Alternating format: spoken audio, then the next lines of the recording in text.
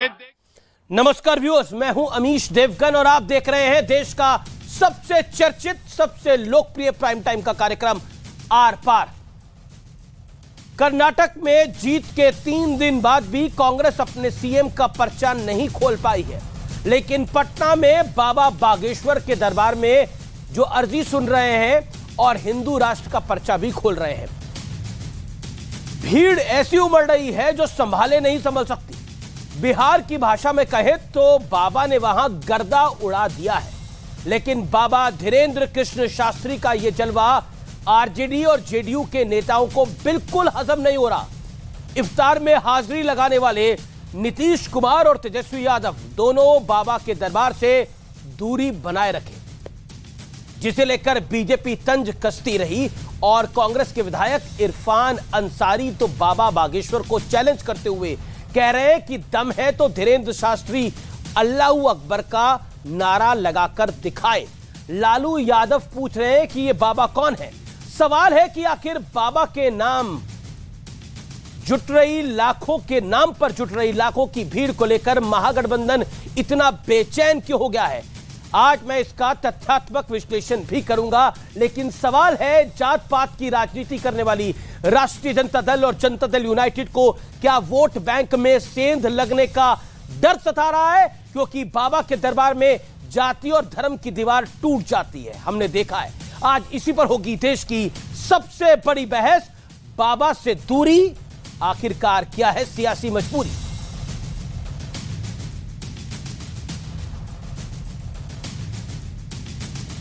इस समय की बड़ी ब्रेकिंग स्टोरी है कि धीरेन्द्र शास्त्री पर नीतीश कुमार ने अपना पहला स्टेटमेंट जारी कर दिया है। देश का नामकरण क्यों करना है? वो किसी धर्म को माने, लेकिन देश का धर्म नहीं बदल सकते।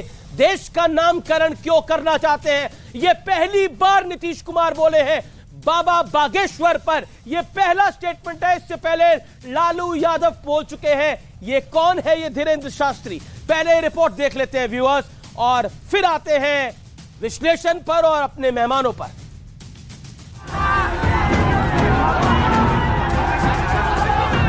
जिस दिन इस बिहार राज्य के 5 करोड़ लोग ही अपने घर के बाहर धर्म का ध्वज मस्तक पर तिलक लगाकर निकलने लगेंगे, उसी दिन भारत हिंदू राष्ट्र की ओर अग्रसर हो जाएगा।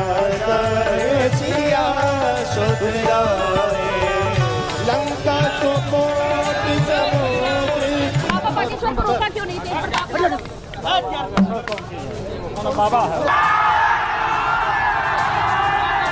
ये आस्था का सैलाब है।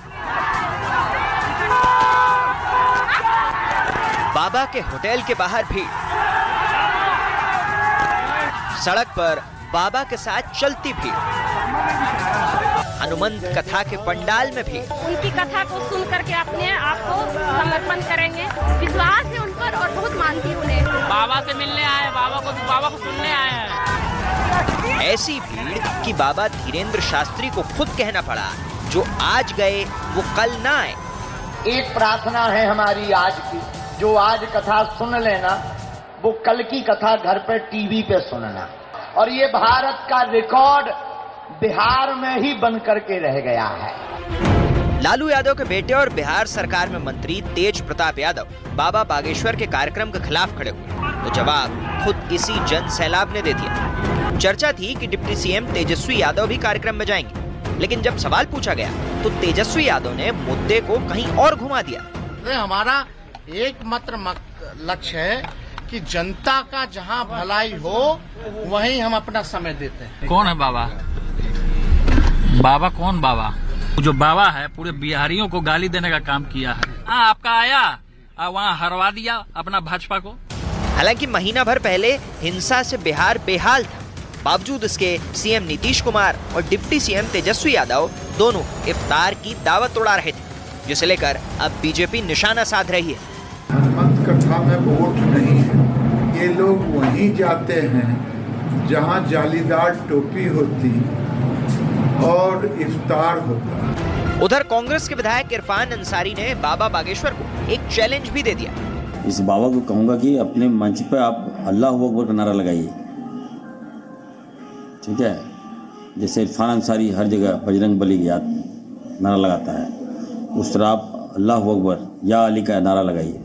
हालांकि लालू यादव की बेटी रोहिणी आचार्य ने बिहार को विशेष राज्य का दर्जा दिलवाने की अर्जी लगाई। इस बीच बिहार की धरती से बाबा ने फिर एक बार हिंदू राष्ट्र वाली हुंकार भर दी है। आज एक संकल्प लेकर घर जाना, जिस दिन इस बिहार राज्य के 13 करोड़ लोगों में से 5 करोड़ लोग ही अपने घर के बाहर धर्म का ध्वज मस्तक पर तिलक लगाकर निकलने लगेंगे, उसी दिन भारत हिंदू राष्ट्र की ओर अग्रसर हो जाएगा। ये देश सेकुलर है, लेकिन आप हिंदू राष्ट्र की जिद पे अड़े हैं और अपनी बात पे निडर होके क्यों खड़े हैं? जिनको जो लगता हो लगने दो, हम अपनी बात से न कभी झुकेंगे, न कभी मुड़ेंगे, न कभी रुकेंगे। भारत हिंदू राष्ट्र था, है और फिर घोषित होकर रहेगा। लेकिन आज सबसे बड़ा सवाल है कि क्या सियासी नुकसान के डर से जेडीयू और आरजेडी के नेताओं ने बाबा के दिव्य दरबार से दूरी बनाई है? आज इसी पर होगी देश की सबसे बड़ी बहस। आस्था का दरबार, इफ्तार पर तकरार। इफ्तारी पर जाया जा सकता है, दंगों के दौरान जाया जा सकता है, लेकिन बजरंग बली के दरबार में नहीं जाया जा सकता। यह बिहार की राजनीति का एक हिस्सा है। लेकिन बाबा पर सियासी बवंडर का तथ्यात्मक विश्लेषण क्या है, आइए मैं आपको समझाता हूं और पॉलिटिकल एंगल से समझाता हूं। बिहार में घोर जातिवाद राजनीति हावी है, लेकिन कर्नाटक को देख के मुझे लगता है बिहार में थोड़ी कम है। अभी बाबा के कार्यक्रम में हर वर्ग के भक्त शामिल होते हैं। अलग अलग जातियों के नाम पर वोट बैंक का खेल खेला जाता है। हिंदुत्व के बैनर तले हो रहा है सबका मेल। दलित और पिछड़े आरजेडी और जेडीयू के बड़े वोट बैंक माने जाते हैं। हिंदुत्व के नाम पर सब जुड़े तो महागठबंधन को इससे एक बड़ी परेशानी होगी। बीजेपी की सियासत हिंदुत्व के इर्द गिर्द घूमती है, याद करिए। लेकिन दरबार में आए दलित पिछड़े आरजेडी जेडीयू से छिटक सकते हैं, ये उन नेताओं को डर है। बड़ा सवाल यही है, और बड़ा सवाल बाबा तोड़ेंगे जाति की दीवार, इसलिए ये पूरी सियासी तकरार है। और हर कोई जानता है बाबा बागेश्वर कौन है, लेकिन लालू यादव और उनके सपुत्र कह रहे हैं कौन है ये बाबा। बड़ा सवाल यही है, और उन्हीं की बेटी अर्जी भी लगा रही है वहां पर। मेरे साथ कौन कौन जुड़ा है? डॉक्टर अजय लोक मेरे साथ जुड़ रहे हैं चर्चा में, उनका अभिनंदन है। मेरे साथ इस चर्चा में वारिस पठान जुड़ रहे हैं, इरफान अंसारी जुड़ रहे हैं, विधायक हैं कांग्रेस पार्टी के।